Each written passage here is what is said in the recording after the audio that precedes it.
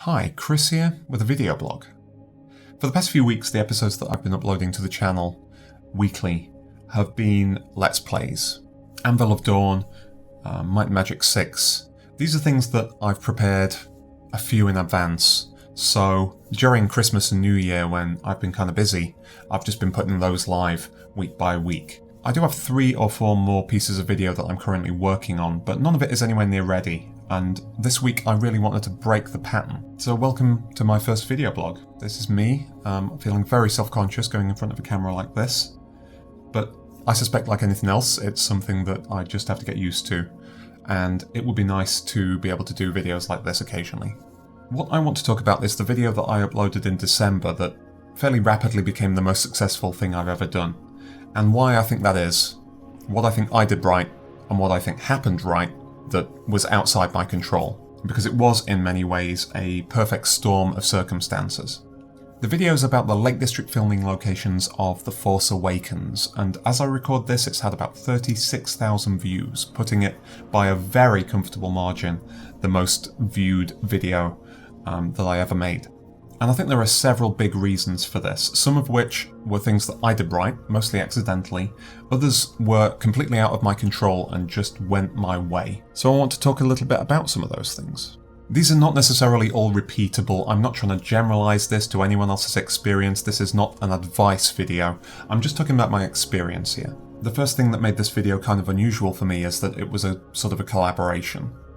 For the most part, the videos that I make, I'm just making on my own in this room, and this was a little different because I saw a blog post by a photographer called Colin Bell, a landscape photographer.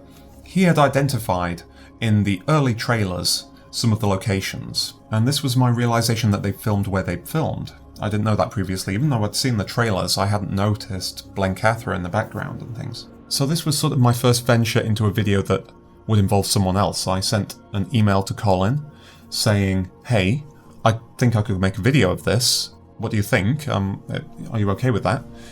He was very supportive and continued to be very supportive. On top of that, I knew that I didn't want to use a voiceover in the video, but that I wanted to use Star Wars music. Well, I didn't want to do anything that was copyright infringing. I couldn't just use a John Williams London Symphony Orchestra recording. So I also contacted a Venezuelan pianist on YouTube who had done a fantastic rendition of Han Solo and the Princess, and he, within just a few hours, was also very generous with the permission.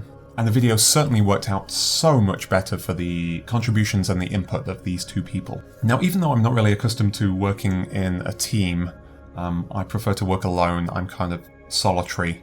I think I'm going to look for other ways to involve other people in certain videos in the future where it can make the result better. Alright, so thing 1 that I learned, collaboration can be extremely useful. Probably very obvious to anyone watching this, but kind of new to me. Alright, point 2, play to your strengths. I'm a huge Star Wars fan, have been since I was a teenager. I love the Lake District, have been there since family holidays when I was a kid. Also, I make videos as a hobby. So I was kind of at the perfect intersection to make this video. And I don't think that there are that many people who sit at the intersection of that particular Venn diagram. Star Wars fans and video people, yeah. Thousands, probably millions. Star Wars fans and Lake District, yeah, probably a fair number. It's a very popular film series, and the Lake District, at least for people in the UK, is a well-known holiday destination. Lake District video makers, yeah, there are loads of them, many professionals. But I doubt there are that many people in the world. Some, but probably not a huge number, who have been to the Lake District pretty much every year as far back as they can remember, who have seen the Star Wars original trilogy probably 50 times each in their teens, and who have a hobby of making YouTube videos. That's probably a small group. So this really stood out to me as something I could do justice to. You know, potentially if I didn't make this video, it wouldn't get made. And I really wanted it to exist, so there was really only the one option. In a way that's kind of only a slight exaggeration, my entire life prepared me to make this video. And that's not going to strike again. That was just a lucky lightning bolt with a particular combination of circumstances. But I think maybe the generalized lesson here is just play to your strengths. Make things that you know about and are passionate about. Step 3, timing. This was something that I did do deliberately. I released the video the week before the global premiere of The Force Awakens. I wanted to get it out at least a week before, because I knew that people would already start searching for it.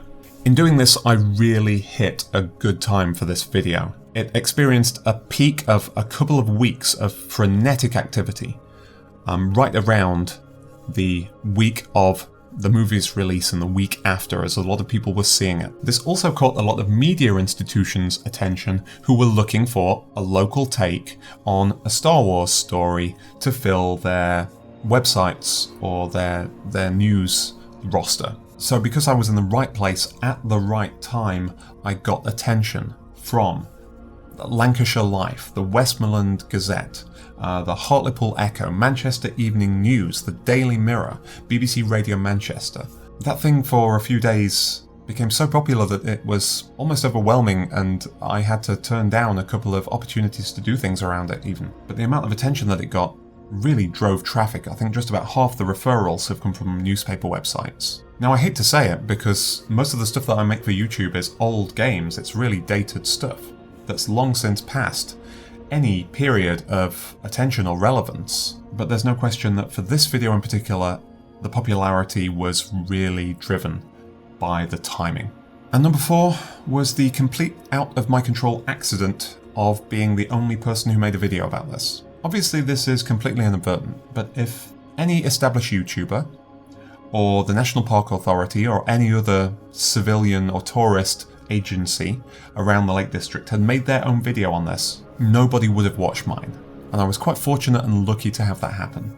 Out of my control entirely in this case, someone could have released a very similar video the day before I released mine, and if they had better SEO, they could have just cleaned up.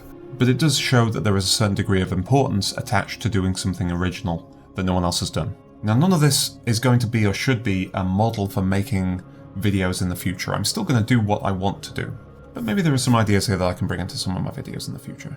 I'm certainly not expecting another YouTube video to ever hit as hard as that one did. I think the combination of circumstances was so perfect with this, it's very unlikely to ever repeat itself, even in summer or autumn this year, when I will get the Star Wars Blu-ray and do an expanded version with the many other shots that appear in the movie. This was certainly an anomaly, and it's almost certainly never going to happen again,